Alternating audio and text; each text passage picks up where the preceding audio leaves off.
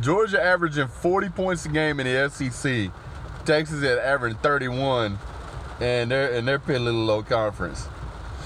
They allow 26 points a game. Georgia only allows 18. And I cannot stress the difference of the conferences. Georgia averages almost 500 yards a game. Texas is averaging about 415. They're averaging 415 yards in a pass-happy league. Georgia is averaging almost 500 yards in a conference that focuses on defense. Georgia is real balanced. I mean, Georgia's rushing average is 250 yards versus 227 in passing. Texas's rushing is only 151 a game, and their passing is 264. Georgia just doesn't allow much, and you're not gonna jump out there and see Texas just walk all over Georgia. Georgia can come out as flat as sweet tea, and Texas still ain't gonna win this game. It's still gonna be a 2-3 score game. Georgia's gonna come out ticked off. Georgia's gonna come out there with the boots on, and they're gonna stomp a mud hole in them and walk them dry. And I'm sorry, but that's the way it's gonna be. I'm objective. I'm as objective as I can get. But this is gonna be an embarrassment. I know Texas is trying to get their program turned around, and they've done a fine job of coming along for as far as they have. You know, normally about this time in the video, I'll throw a little caveat out there to say, you know, well, if Texas does this, the Georgia might lose by a touchdown. Or, you know, if they do this and Georgia does that, you know, it might be. I don't see any way in the world that Texas is going to beat Georgia. I don't see it.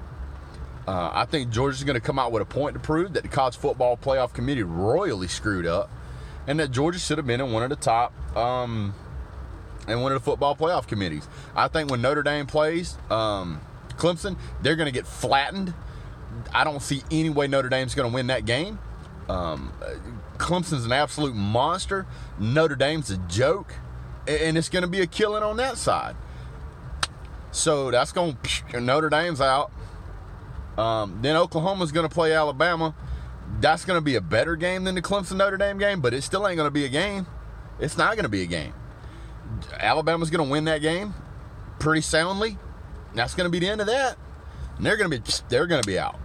So now you got Alabama playing Clemson for the national title again, which is probably one of the better games we watched in the college football playoff season of all the games that's going to be played. I much would have rather played Clemson. I honestly would have rather have played Alabama again. But Alabama fans will tell you real quick, they didn't want to play Georgia again. They didn't. And they still don't. But anyway, looking at this game, it looks to me like there's some games where Texas can score 40 points in a game. You know, they barely edged out. Or excuse me, they lost to West Virginia by a point. They scored 41 points in that game. They beat Texas Tech U. They scored 41 points in that game. Then they played Iowa State. They say Iowa State's got an okay defense. Iowa State only scored 10 points.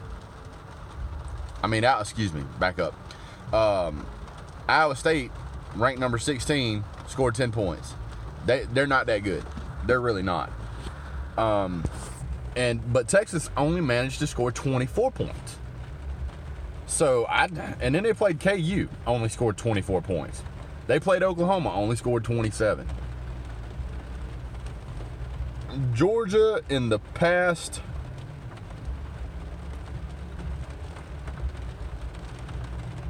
just the past 2 games. I mean, if we go to past 5 games, Georgia has scored well over 150 points. Almost 200 points.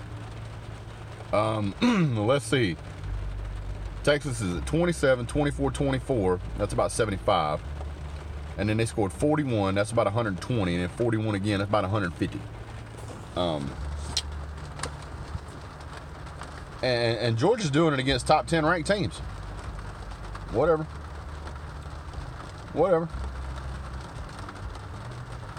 Now, there may be some of y'all out there who ask, let me see if I can find it real quick. Somebody asked why Georgia couldn't have played a higher ranked opponent than Texas.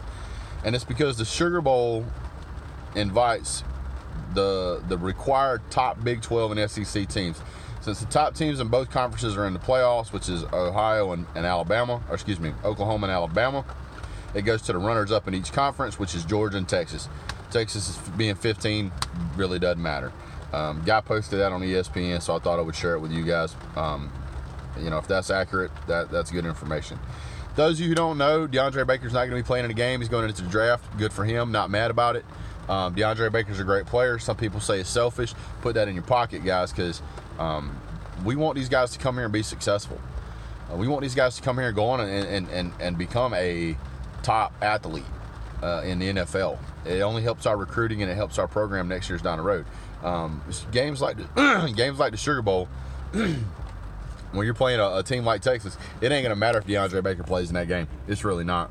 Georgia got plenty of talent that can disrupt Ehlinger enough to shut him down. You're probably going to see some of the same defensive schemes where Georgia's going to get after the quarterback. You're going to see Ehlinger get confused. He's going to look like a scared rabbit running around trying to find where to throw the ball because he can't run it. And he's going to end up either throwing interceptions or throwing it away, and it's going to see a lot of 3 and outs. I mean, that's the ball game. Texas cannot run the ball. Georgia's weakness is teams that can run the ball. Texas can't run the ball. So how they gonna win?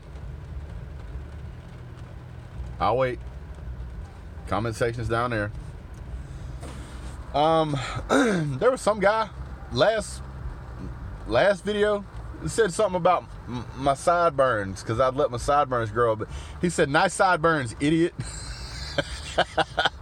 Oh man, I am so glad that guys like you watch my videos and that's what you take away.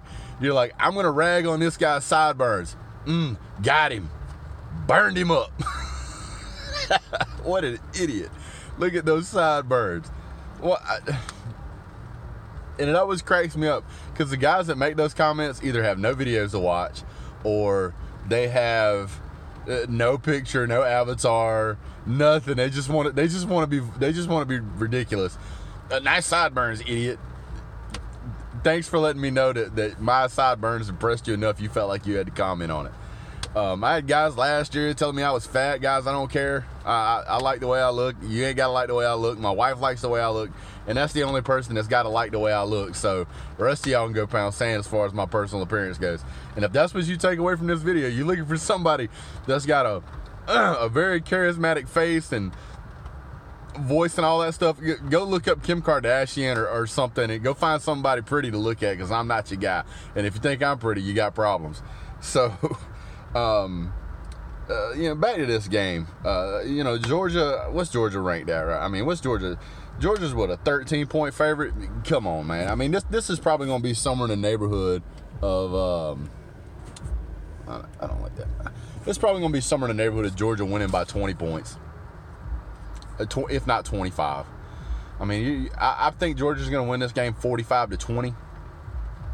I think that Texas is going to make a few plays here and there, but I think what you're primarily going to see, you know what? I'm going to change that. 17-45.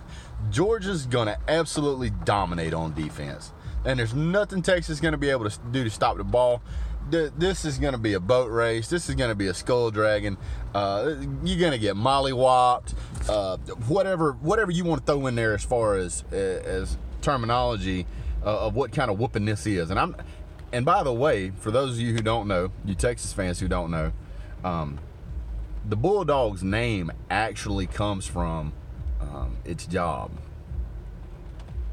A bulldog is designed, built, made to grab the nose of a bull and flip him to the ground.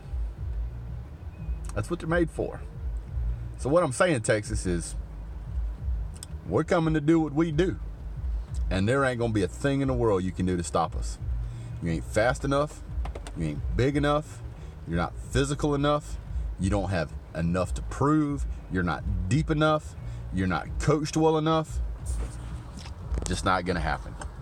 So, unfortunately, guys, when it comes from a conference like Texas, in the Big 12, it's just, you lost to Maryland, you lost to Oklahoma State, you lost to West Virginia, and you lost to Oklahoma. Well, and you beat KSU, which is one of the worst teams in the country, by 5 points. You have no consistency. You're all over the board. I don't even think you guys know what you're going to do. You're going to have no answer for Georgia. Georgia's one of the best in the country in pass defense, even without DeAndre Baker. Georgia's defense weakness is the run. You got no run game. Georgia's going to run up and down the field on you. We got 2 running backs that are 2 of the best in the country. And by the way, second year in a row. If Evander Holyfield gets 44 yards, it will be the first time, I want to say the first time in UGA history, if not in all of college football history, that we've had 2 running back duos each rush for 1,000 yards. I'll wait. It's just domination, devastation, eradication, extermination. It's just not going to be pretty. It's not going to be pretty. Georgia's going to want this really, really bad. And Georgia's got a lot of really, really talented athletes. And I don't think Texas can make defensive adjustments. I don't think they have what they need to beat Georgia. I want to jump into something real quick. So let's look at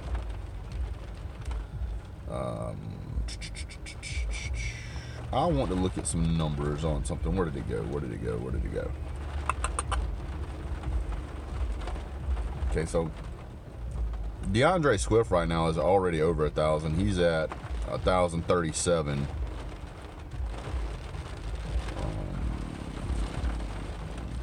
Let me go to Holyfield.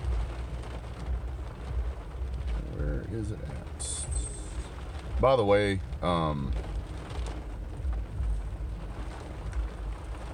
really wanted to go to this game, but unfortunately, distance, time, job, monetary, whatever you want to look at, it's all part of the problem as far as being able to go that roster. There it is. Good night.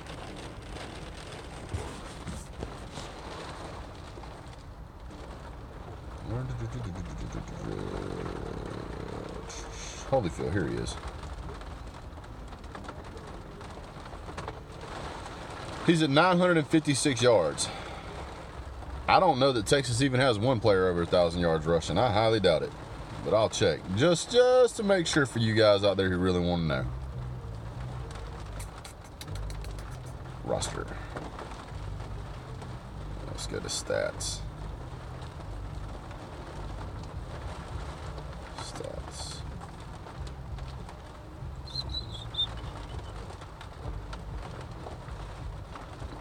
Yeah, your top rusher is Watson at 695 yards. Yeah, that's going to be a problem for you. Sorry, guys. I try to be level-headed about this stuff, but, this, in my opinion, this is like playing Austin Peay. It's just... Georgia's finna come out here and make a definitive, decisive statement to the College Football Playoff Committee that they screwed up. Georgia needs to be punished for its loss at LSU. Okay. That's fine. Didn't win your conference championship. That's fine too. But let me explain some simple math to y'all. I think we would all agree that when you look at the top 3 or top 4 ranked teams in the country, they're all pretty equally talented. And then after that, there's a huge gap. And so you have a bad game. Happens to everybody. Happened last year to Alabama when they played Auburn. They didn't win their champion conference, and they went on to win the national championship. Now, I'm not hating on Alabama for winning the national championship. They did a fine job. But it proves my point that you don't necessarily have to win your division championship to be good enough to win a national championship. Especially whenever the team that you're playing in your division championship probably going to end up being in the final two. The College Football Playoff Committee is supposed to pick the top 4 teams. That means if you lose to the number 1 team and you lose to the number 2 team, that's 2 losses, right? So by current standard, apparently you're already out. But logically thinking, that doesn't mean that you're not legitimately the number 3 ranked team. You lost to number 1, you lost to number 2. You whip everybody else in the country, you still make you number 3, but you're a 2-loss team, so you don't get in. So some yard trash team like Notre Dame, who goes through a cakewalk and they get in, is supposed to be better than you? Not complaining, not whining, not crying, just trying to point out some facts. They need to get it straight. They also need to take some of these extracurricular bowl games that really don't have a whole lot of meaning for anybody, and turn those into college football playoff games, and then you'll see that there's a much happier fan base. It is what it is. Well, guys, that's all I got today. Thanks so much for watching. If you made it this far, please jump down there, hit like, hit subscribe. I think there's a new bell notification thing or something, let you know when I make videos, whatever.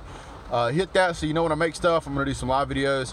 I'm also going to do a video on Georgia, a video on Alabama, Oklahoma, and a video on Clemson and Notre Dame. Probably going to do those 2 together, and kind of give you guys some predictions. But as for the final score, Georgia 45, Texas 17. That's what I'm going with. So, all right, guys, have a great day. God bless. Go Dogs.